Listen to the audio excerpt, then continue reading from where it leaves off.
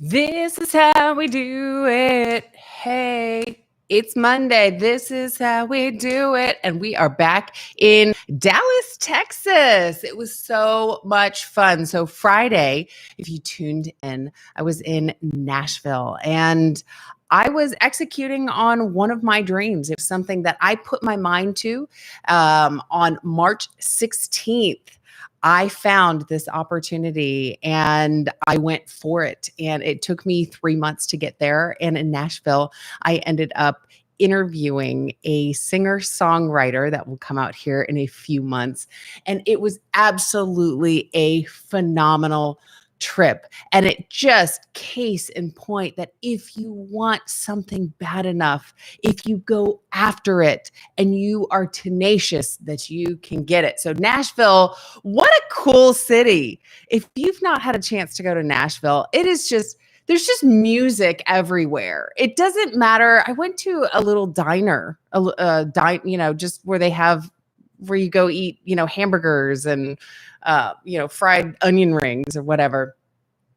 And it was so phenomenal. They even have at one of the Taco Bells, they have singers there. And in the airport, as you get off the plane, there are musicians. I mean, there's just musicians everywhere. Even the people that are out there on the street are just phenomenal. And so if you are a fan of music, it is the music city of the world, I think, or whatever it is, but just so much amazing talent. And it's like having these free concerts everywhere. So anyway, that was my weekend. It was so incredible.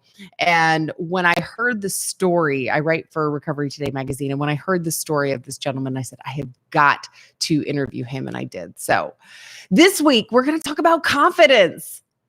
We hear this word confidence all the time. Oh, you just need more confidence. Confidence. I don't have confidence. I do have confidence. What the heck is confidence? And why do we want this? Why is this a thing? But before we get started, I want you to subscribe. So like the video, subscribe to the channel, because that's how we're going to reach more incredible women, and everyone needs to get started with their day on the right foot.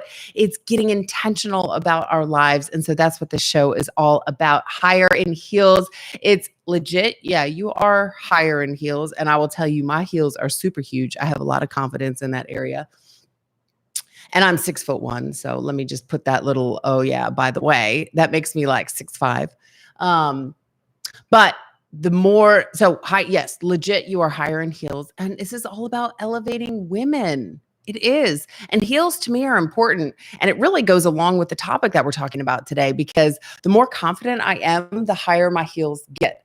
And for a long time, I did not have confidence within myself. I didn't feel as though I should be any taller. And I wore those, flats or just flip-flops or whatever that was, because I didn't want to make myself any taller. I didn't have that level of confidence within myself.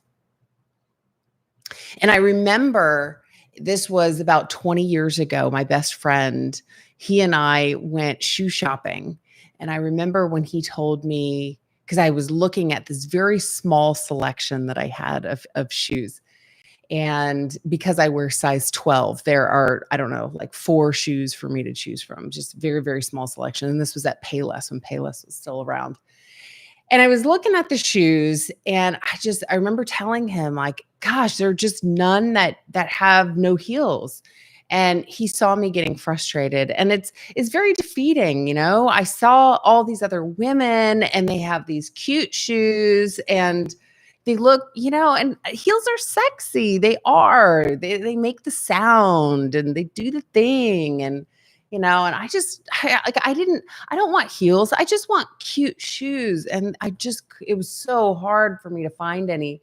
And I remember when he told me, he said, Jen, just get over it. Just wear heels. It's okay. And it was kind of this mind-blowing thing. Like, what do you mean? Like, it's okay for me to wear heels? Like, no, it's not. I am too tall. And that's, honest to goodness, what I thought. I thought that I was too tall. I mean, everybody was telling me, Jen, you are too tall. I would see people pointing fingers at me. I would hear them tell me, wow, you're so tall, or you're an Amazon, or how's the air up there, or whatever they were saying. Like, they're all telling me I'm too tall. So, yes, I am too tall. And so I slumped and I did this. And now I have scoliosis and that. And I remember when I was like, well, I'll just buy like a little bit of heel. Like, it's okay. I'll just be like this much taller, like this, not a lot, just a little bit. And it sounded sexy when I walked. And I loved that feeling. Oh, when you walk on a floor where you can hear those heels and it's like, dum, dum, dum, dum, dum. There's just some presence that comes with it. Ooh, it's like authority. It's sexy. It's ooh. And I remember hearing that little sound with these little things. They call them kitten heels because they're like, yeah, that big. Yeah. I remember that feeling. And as I have aged, my confidence has escalated.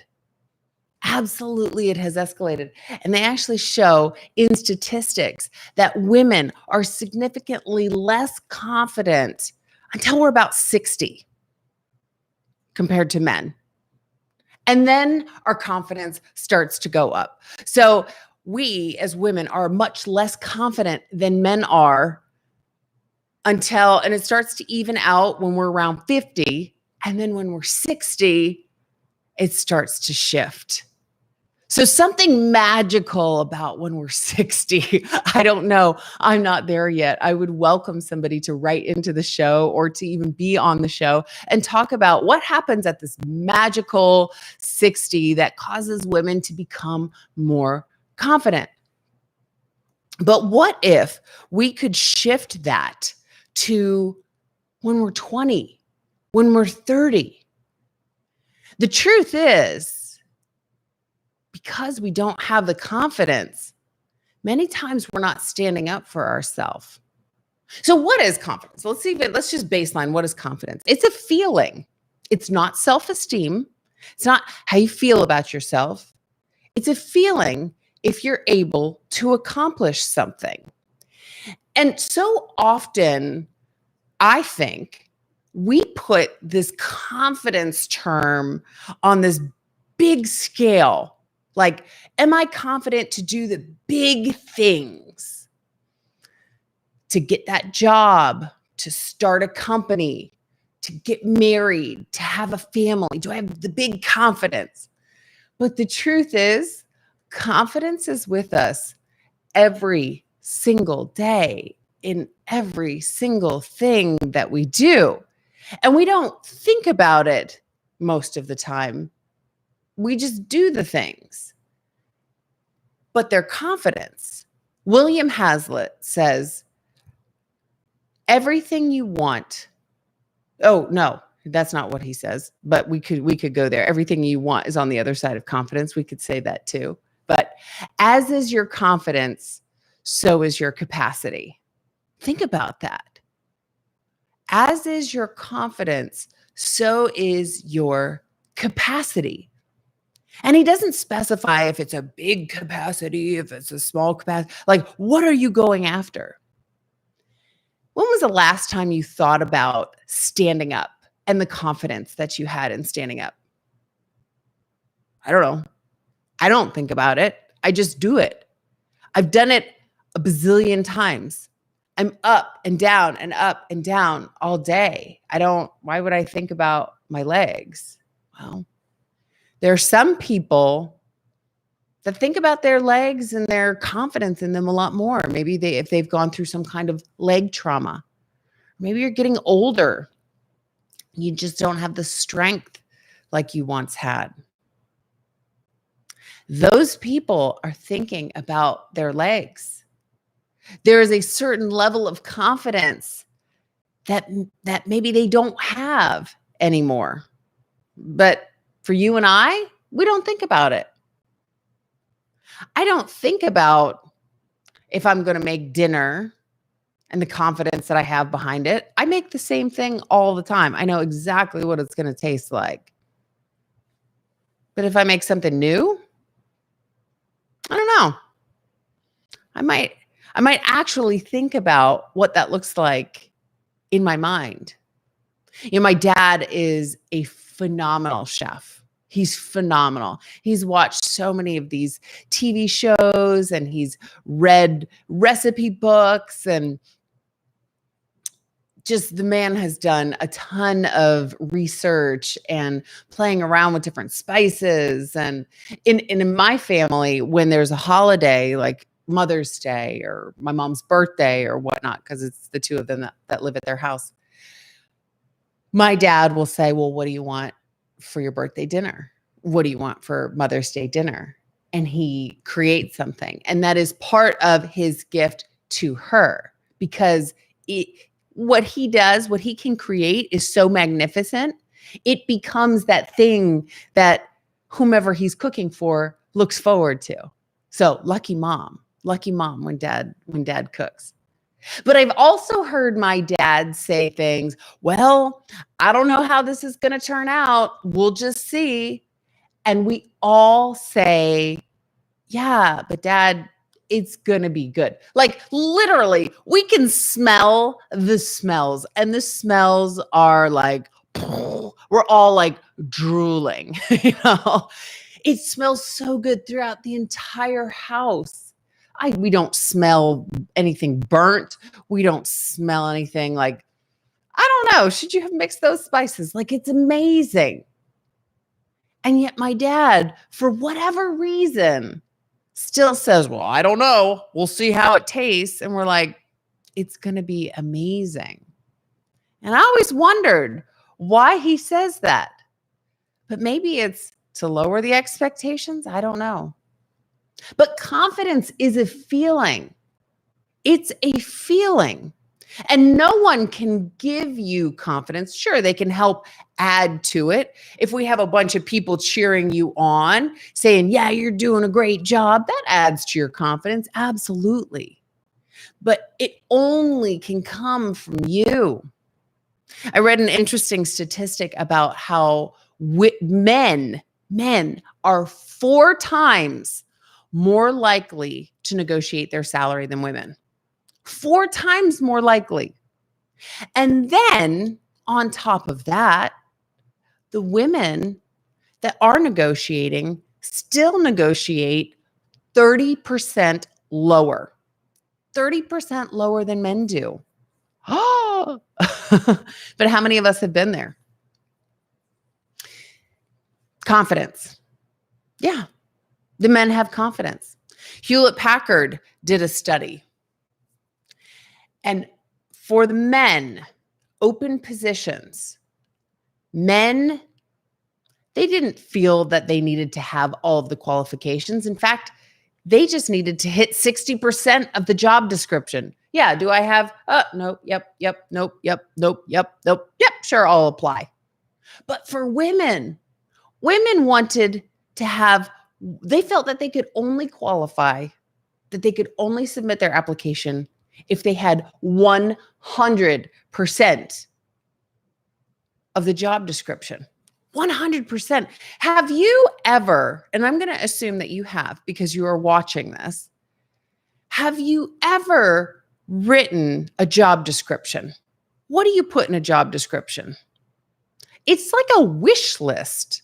I want this pink unicorn. The pink unicorn that has wings and flies and saves babies on its way into work. Like, you put all the things in a job description that you hope somebody has. But there are so many things. You know what I look for when I hire? Yeah, you have to have some level of baseline for whatever I'm hiring for. But the thing that I want to see the most is confidence. It's tenacity. It's the ability to be okay wanting to learn, walking into something and not knowing, but saying, I'm going to achieve regardless. That's what I'm more concerned about. That's what I want to see, because that person is trainable. Is that person coachable? And if you are, okay. So there's a lot of other things that me as a hiring manager that I look for other than what I've put in the job description, which is the pink unicorn that's flying around saving babies on the way into work. But women feel that they need to have 100%. Again, this was research that Hewlett Packard had done. But women saw the job description and they only applied if they had 100% of the qualifications. And then the woman gets the job and she is likely not negotiating her salary. And if she does, it's 30% lower. Come on, ladies. This is exactly what we're talking about here in the show. I want every single one of you to have a level of confidence that when you step out that door, that you have the confidence in your legs, that you have the confidence in your abilities, that you have the confidence in you. That's what this is. And nobody can give you confidence. No one can stand up for you. No one can bring you happiness. No one can bring your value other than you. That's what we talked about last week when we talked about accountability. You are accountable. You are responsible for all of the things in your life, including all of those things that I just mentioned. That's confidence. That's what that is. So, ladies, what are we doing to build our confidence? And this week, we're going to dig into that. How we can start to become more confident in ourselves and our voice and not wait until we're 60 years old. How do we get that feeling now? That same feeling of confidence of when we just stand up and we start walking, or when we cook that same meal that we have every single night. Yeah, I'm confident. I do this all the time. It's whatever. How do we start to become confident in things that maybe we've not done before? Whether they be big things, whether they be small things, but how do we get comfortable? People ask me, like, what does it feel like to be confident? And I think about Cinderella slipping into her slipper and what that felt like. To me, confidence is wearing that pair of shoes, and it just feels good. I don't know about you, but I'm starting to get to an age that my feet are starting to change. Like I'm getting a little bit of a bunion and I think they're widening a bit. Maybe they're even getting a little bit longer. And so things are just happening with my feet. And so the shoes that I used to be able to wear, I put them on and I'm like, okay, something just isn't right.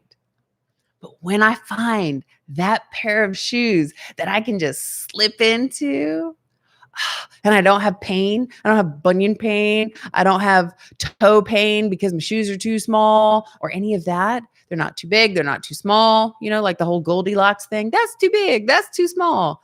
What does she want? She wants that bed just right. That's what confidence feels like. It is. It might sound silly, but it is. That's exactly what confidence is. It feels right. It feels good. You know that whatever it is, you're going to get through it. You're going to make it to the other side. It's okay if you fail. Remember, because we don't fail. Yeah. It's words like that help us get through. That's why words matter. They do. Because if you think, oh, I failed, it doesn't feel good. But if you say, oh, it was just a lesson, gives you more confidence. Your words matter. How you talk to yourself matters. But it's that comfort feeling. I remember it took me until my early 30s until I got glasses. And my eyes were getting so bad that it was getting to a point where I thought maybe, I'm joking, but that HR might get involved. People would ask me to look at something and I would be really close up at their screen. And, so I'd have to like lean in really close. And I'm like, ooh, HR is going to have issues with this.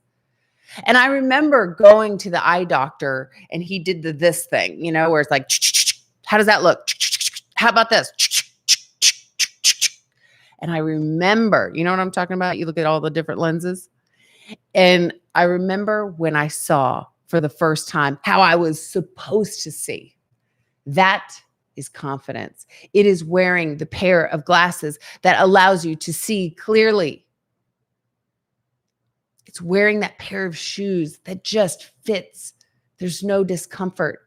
And what if you felt that way about everything in your life? and you started to stand up for yourself and give yourself the value that you're worth and not wait until you're in your 60s. My friends, that's what confidence is. So we're going to be talking about that all week. I'm excited for it. I'm a confidence coach. That's what we do. Confidence is everything. Everything. So make sure you like, make sure you subscribe, and I will see you here tomorrow. Same time, same place, 6 a.m. Central Standard Time. We're coming up. We want the world to know. We're gonna let it show. Right, ladies? With some confidence. We're coming up. We want the world to know. We're gonna let it show. I will see you here mañana. Later.